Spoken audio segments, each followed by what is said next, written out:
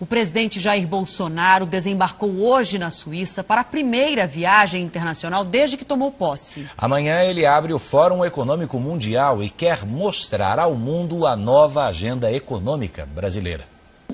A bela e gelada Davos foi o lugar escolhido pelo presidente Jair Bolsonaro. Diferentemente das outras delegações brasileiras que se hospedaram na capital Zurique, Bolsonaro preferiu ficar nos Alpes suíços, onde acontece o Fórum Econômico Mundial.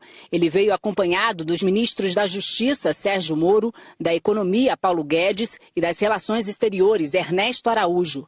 Sem a presença de chefes de Estado, como o presidente dos Estados Unidos, Donald Trump, o francês Emmanuel Macron e a primeira-ministra do Reino Unido, Theresa May, Bolsonaro assume um protagonismo no evento.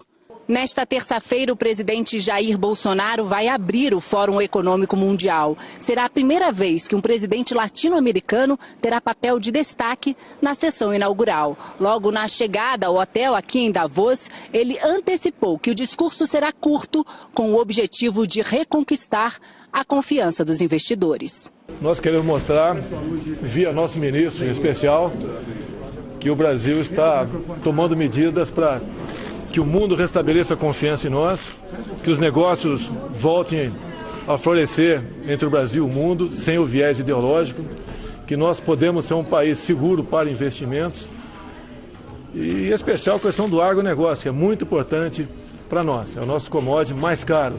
Queremos ampliar esse tipo de comércio e, para isso, estamos aqui para mostrar para eles que o Brasil mudou. Além da economia, a situação na Venezuela também deve dominar a agenda brasileira na primeira viagem internacional de Bolsonaro como presidente.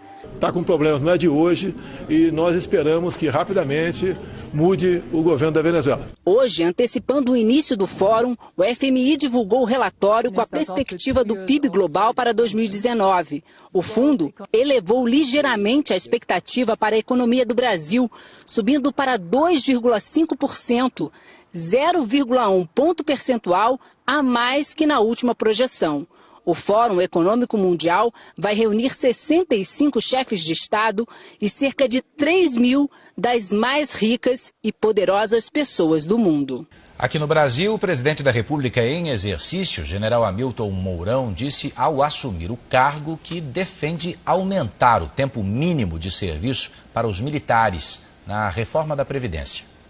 Primeiro general a assumir a presidência da República depois do regime militar, Hamilton Mourão recorreu a uma expressão do futebol para explicar que a substituição a Jair Bolsonaro deverá ser discreta e disse que só irá tocar a bola para os lados nos próximos dias. O presidente interino, que optou por despachar em um prédio anexo ao Palácio do Planalto, anunciou uma possível inclusão dos militares na reforma da Previdência. Ele defendeu o aumento do tempo mínimo de serviço para quem estiver na ativa, dos atuais 30 para 35 anos. Hamilton Mourão disse que a aposentadoria aos 44 anos de idade não é bem vista pela sociedade. Em tese é isso aí, com uma tabela aí para quem já está, no serviço, Tempo de transição. É um tempo de transição. O governo pretende levar ao Congresso o texto da reforma da Previdência em fevereiro. Mourão, que recebeu o embaixador da Tailândia, sugeriu ainda outra mudança: o recolhimento de contribuição nas pensões pagas às viúvas de militares. É um outro assunto que as forças têm pensado nisso aí. São mudanças que seriam positivas para o país. Hamilton Mourão fica interino na presidência da República até sexta-feira, quando Jair Bolsonaro retorna da viagem à Suíça.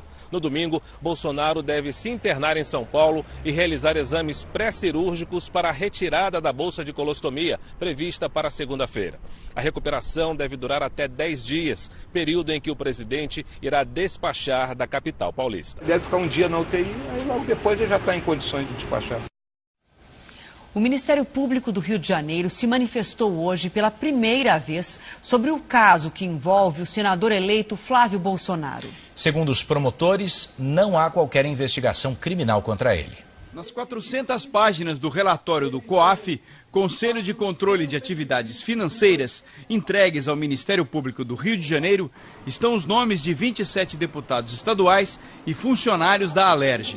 Os promotores analisam o dinheiro que os parlamentares e servidores movimentaram nos últimos anos. O fato de algumas movimentações financeiras serem atípicas não significa, em hipótese alguma, que elas sejam ilícitas. Mas foram abertas investigações por improbidade administrativa. Existem investigações na área civil contra todos aqueles deputados estaduais citados no relatório do COAF. Eduardo Gussen negou a quebra dos sigilos bancário e fiscal dos parlamentares. Houve quebra do sigilo dos deputados?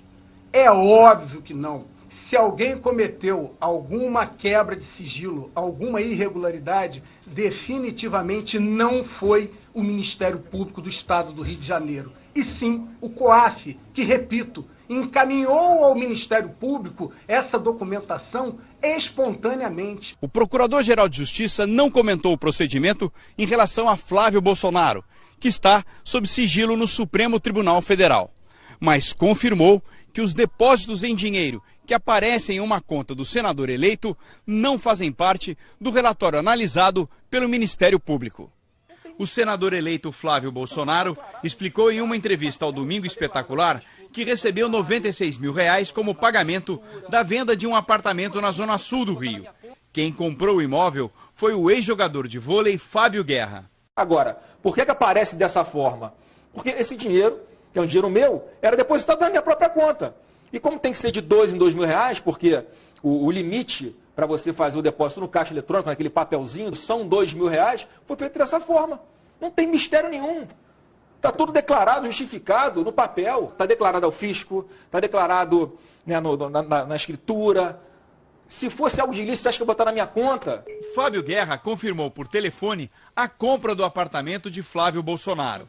Valor da transação, R$2.400.000. O pagamento foi feito com a permuta de 2 imóveis, uma transferência bancária e cerca de R$100 mil parcelados e pagos em dinheiro vivo.